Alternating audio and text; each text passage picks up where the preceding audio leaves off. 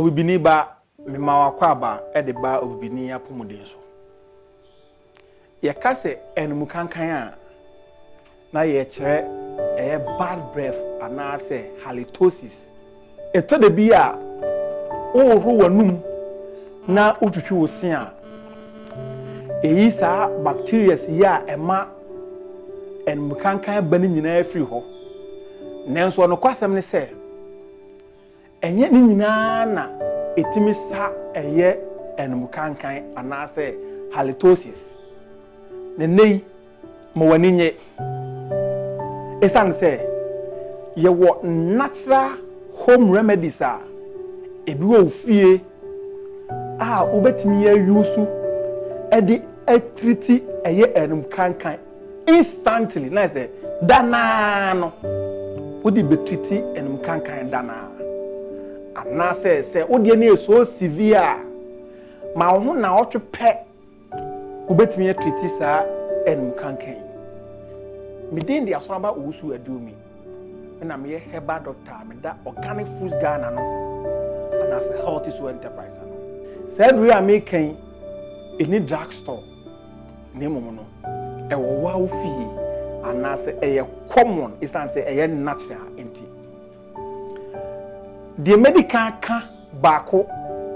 e fenugreek seed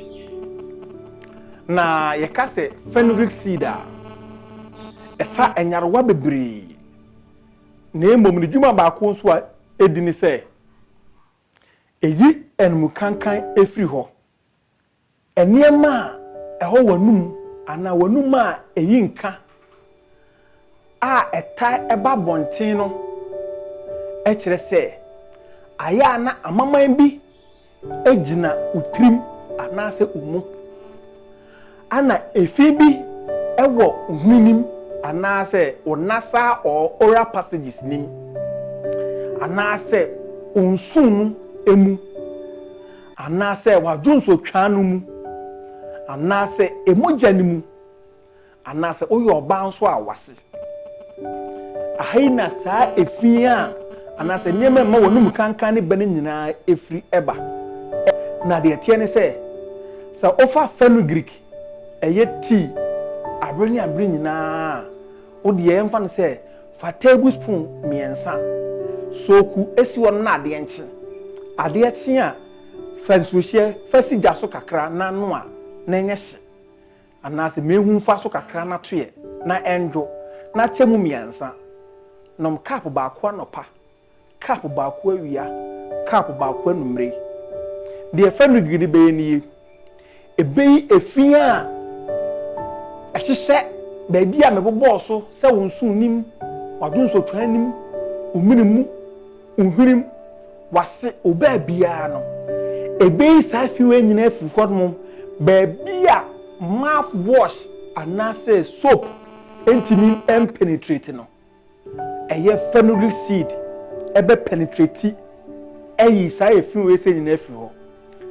ana ebiemu nso avocado ye ka se avocado a ne ye kasafa ye feno paya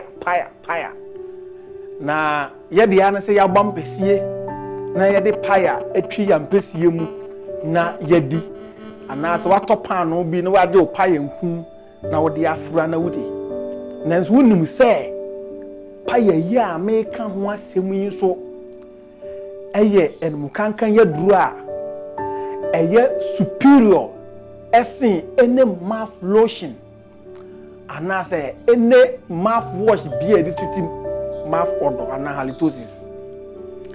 die avocado ye nie odi aduane na aduane che wo ye ma ekoso bibi a ye fe no putrefaction je se epro ewo ye funim na ama bonten a ana se decomposition epro na balance as wentimi enya wana ye na echa na generate sa gas ana enframa no na efruwanum na eba na etore bi mpa ema otekrema no ye coated asede da otekrema ne so sai ne ma we ya de bi a okasa efru mu pie ba bonten a eyi nka ye pa na emowa womwo eye wo gut anase wonsu nim etimi ma wonum yi nka nanso se udi paya ana avocado a ewofu wonum na ebie mu nso ekun saa emo oyi a ema wonum bon nyina ana ebiem yate edin activated charcoal ya de charcoal esa stomach ulcer ene ade nanso charcoal kuro ya no esane se ekum kuro na eyi fi efri nipadua mu ne nnoba ho ne ade nti esan so treati eye halitosis anase enum kankan mi ntwa wontro charcoal ne bo nye de ye hompo wanya 20 cedis per activated charcoal ye de edible plants edua ye die ne ye de aye fa teaspoon baako fagu wanum emene menna wanum ma na eno ankasa endissolve nkakra enko eye wanum ebeboa ama eye efi ene eniema wo yafunim a eyi nka wo yafunim na epie eba abonten we are natural ana ya tete fennel seed ebi mu de fennel seed yes stew e de stimu nam ye de eniema bebre nanso fennel seed eye do wanwaso a etu enkankan ase di obenie emre wodi di awie no fa teaspoon baako re anopa wodi di awie re awia wodi di a re anadu di wie na ababeda re de tie ne se ye ka mouth freshener eye powerful authentic a etimi treati enum kankan halitosis a na yese ye kasa e de ama fennel seed odi e fennel seed nun kakra sa na ekenyai ntesu a ewo wanum nim na akele bacteria ekoso mouth odor